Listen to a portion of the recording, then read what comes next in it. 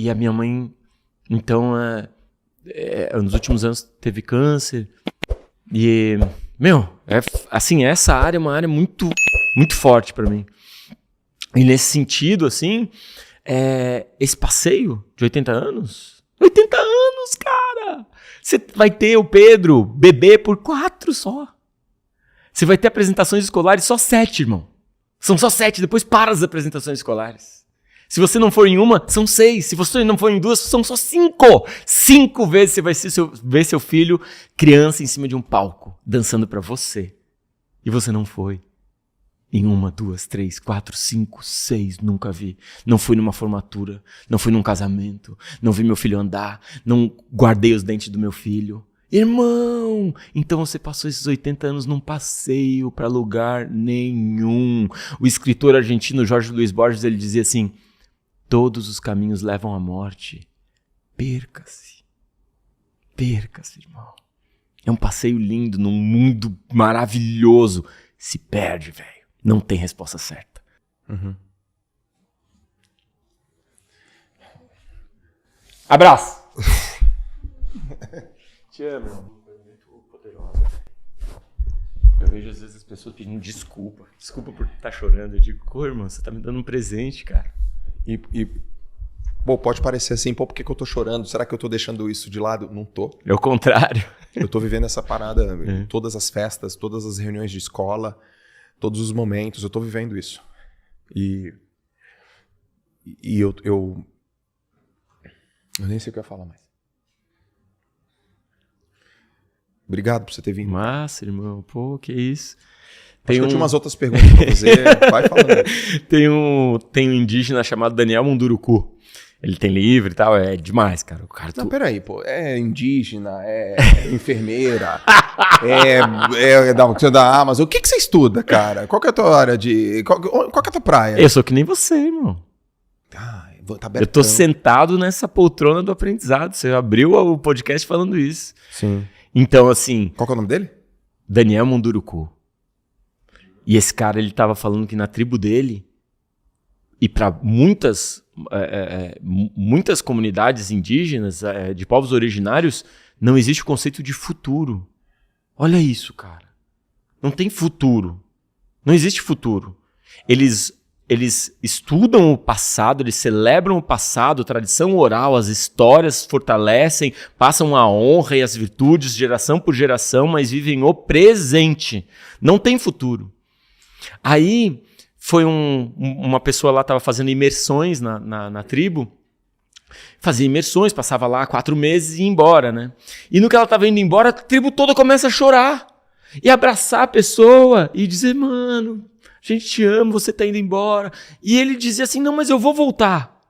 E a tribo toda chorando e dizia, mas você não sabe se você vai voltar. Como é que você diz que vai voltar? Uhum. Não existe futuro. Eles não têm o conceito do futuro. Uhum. E isso faz com que eles vivam só o presente. Então eles se despedem de forma apropriada. Eu não sei se eu vou te ver de novo. Preciso te dizer, te amo, velho. Conta comigo se você precisar. Abre seu coração. Como é que você consegue fazer isso, cara? Você fez uma coisa aqui pouco comum. Levanta, me abraça, te amo. A primeira vez que a gente se vê ao vivo. Mas a gente já deve ter se visto em outros lugares. Galera sente a alma, irmão. Não é? Eu sabia que ia dar essa parada. Eu sabia. Eu sabia também. Eu sabia. Eu super sabia, velho. Porque tem essa parada que é humana. E infelizmente, como eu disse, a gente construiu, a gente constrói as crianças, né? Elas chegam cheias disso. Você já viu uma criança fazer amizade? Vamos correr? Vamos! Vamos correr, elas dizem uma pra outra, vamos correr, vamos sair correndo. E daqui a pouco estão de mão dada, estão se abraçando, velho, e estão jogando bola, e estão falando, e sentam um do lado do outro, e dá batatinha frita um pro outro, eles estão comendo junto. Isso, o que é uma criança? O Saramago, ele dizia assim, tentei não decepcionar a criança que eu fui um dia. O que sobrou quando eu fiquei, né, quando eu for embora, o que sobrou do meu melhor? Da criança que eu fui um dia. Cacete. É o nosso melhor, o nosso mais esperançoso, o mais otimista, a criança acredita nela mesma, a criança acredita nos outros. conversa com estranho, daí o pai tem que dizer, não, cuidado com o homem da capa preta, cuidado com o homem do saco, não fala com estranho, mas ela acredita nela, ela acredita na bondade dos outros, ela acredita no futuro. O futuro vai ser massa. O que você vai ser quando crescer? Um dinossauro. E a gente aos poucos vai dizendo pra essa criança, não dá, você tem que estudar, e tem isso aqui, tem um número X de profissões, é só assim que você vai ter sucesso. E é todo aquele processo de robotização, de você tem que copiar, e talvez você seja feliz e talvez não. E aí, como a gente estava falando antes, um monte de gente já morreu para nos dizer é melhor você ir para um outro caminho, que é o caminho da felicidade, é o caminho dessa alma, do coração, da humanidade, de você investir nessas habilidades que hoje a gente chama de soft skills. Eu acho muito engraçado, né? Não, as soft skills são as habilidades leves. Velho, são habilidades pesadíssimas, velho. Pesadíssimas, você olhar no olho de uma pessoa, você sentir essa pessoa, você entender, você ouvir essa pessoa, você chorar com essa pessoa. Habilidades não são softs. Não são softs. Habilidades não são softs. São habilidades humanas, profundas, pesadas e importantíssimas que a gente deixou meio que de canto em empresas, escolas e famílias. A gente estava aqui um pouquinho antes falando sobre... Você falou uma coisa muito bacana. Pessoas morreram para nos ensinarem e nos deixarem como que é viver do jeito certo, né? A gente estava comentando aqui, importante a turma saber, daquela pesquisa da australiana enfermeira, que no leito de morte ela perguntava para as pessoas, para os homens e para as mulheres, do que você mais se arrependem, né? E aí as respostas eram, me arrependo de não ter vivido uma vida com propósito, de não ter me arriscado mais. E aí você fez uma consideração, né, que os homens todos de ter trabalhado demais. E essa pesquisa, Piangers, ela me ensina muito. Porque, quantos anos você tem? 42. Eu também. Você é 81? 80. Eu sou 81. Vai. Então você vai fazer 43, vou fazer. Pã!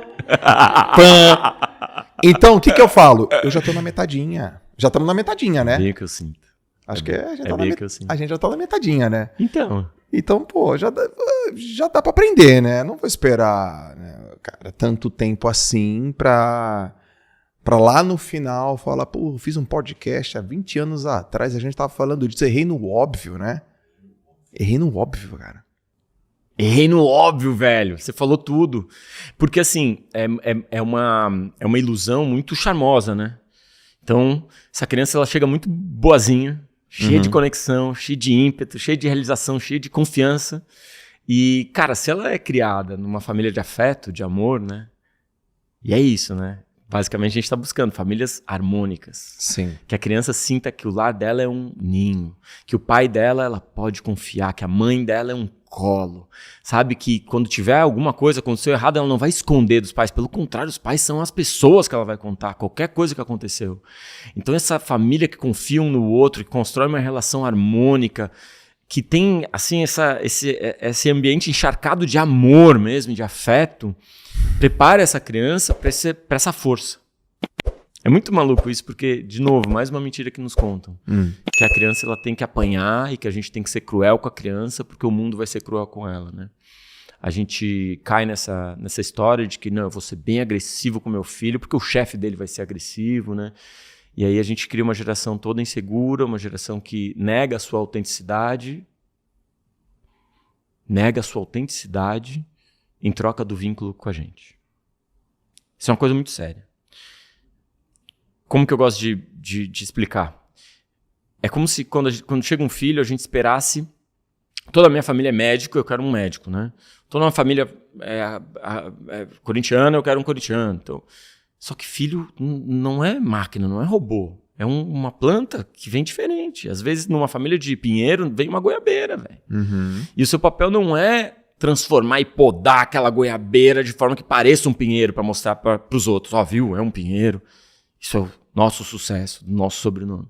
É você olhar e dizer, filhão, meu papel aqui é entender a goiabeira, como é que a goiabeira funciona. E não atrapalhar o crescimento da goiaba. Exato, dar uma podada. Não atrapalha, cara. O solzinho bate daqui, tentar adubar.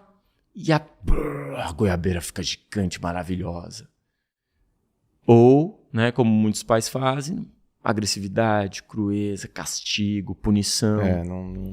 Essa goiabeira, ela vai tomar duas atitudes. Ou ela vai fingir que ela é um pinheiro para para estabelecer vínculo com aquela família que não ama goiabeiras, ou ela vai, o resto da vida, não se achar uma goiabeira suficiente, né?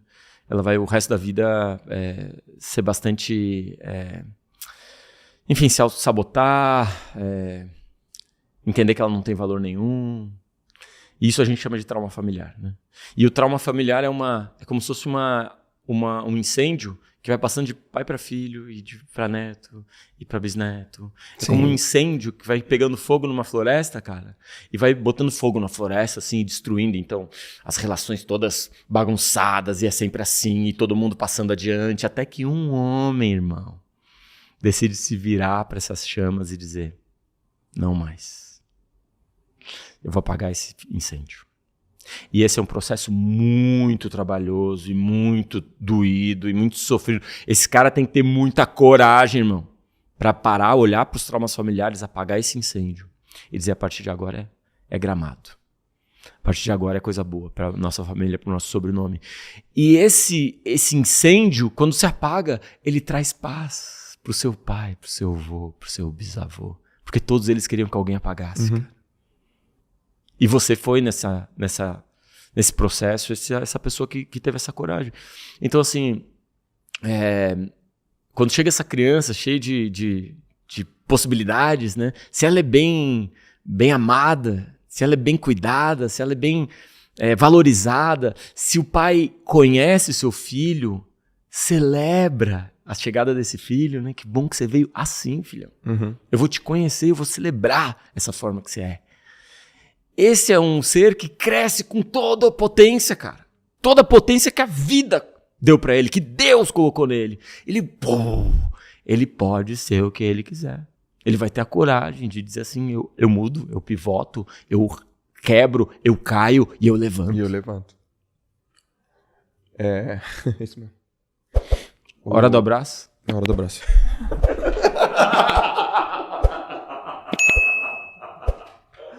Cada machadada